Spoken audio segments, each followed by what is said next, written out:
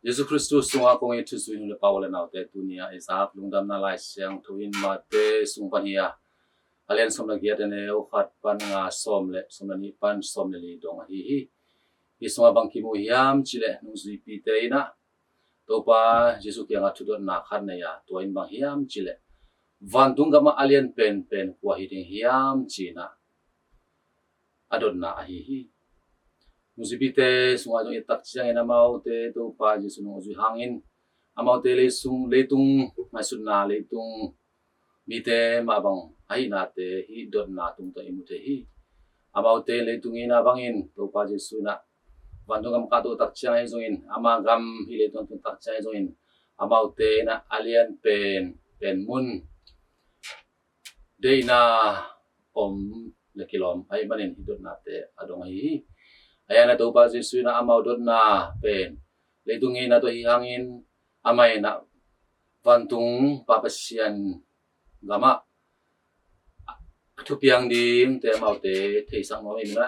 he na to dong lovin amau te lai zanga naw pang no khat samin amain ban again hiam chile no te in hi naw pang no bangin no muale vantung gama alien pen na hi china and again hi naw pang no in bang le la hiam chile nidang lai to pa Jesu hun lai na pang no te pen thuak sim lowa amau te mingin sim lowin amau te neu lai manin mi nun tang na so zong amau te na thu le la gen kon nei lo pa na amau thu gen te zong thu in kisim no om hi aya na to ba Jesu na ina bang no bang ina om ding nun tang ding chitak chiang in amau te ngai suna ki ching lowa hi na bang no te din mun tung ding chi na hi lo join amau nun tang na sunga na bang no te na nule pa te tunga na muan na lemen na ni na amau lemau kiching tak loin untang na ding hanya tu donai zong ina tidam na ding hai zong ina na khem pe anu pa tunga kingain anu pa te tunga na muan na ani ba bangin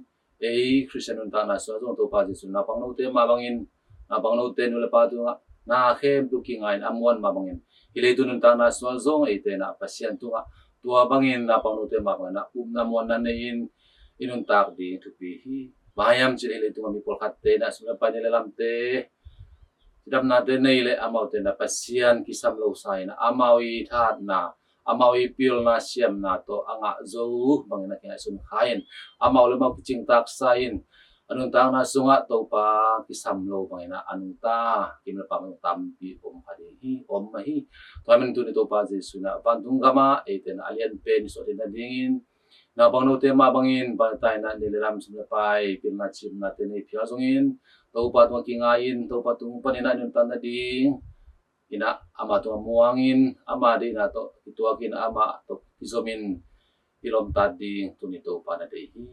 to tham le tu ni to pa Jesu ban again na la yam chili na bang no te neu ma mai manin bang ma thupilo bang ma ki mang lo china ai su lo ding in tu ni to pa na lai san so na again hi ina bang no te i ban tung mi te pen pasien maya amau te ading ina thunga saka om hi china and again the thamloin to pa Jesu ina hi tunia zabung dam lai san tung to ne na mi khadina tu zakhan ne na khat man swale som gol kwate mol tu anu siain amang thang tu no khat zong ina pai hi amu tak chang nuam ma amain poi na se te na kham hi to ma bangin ban tu pan zong e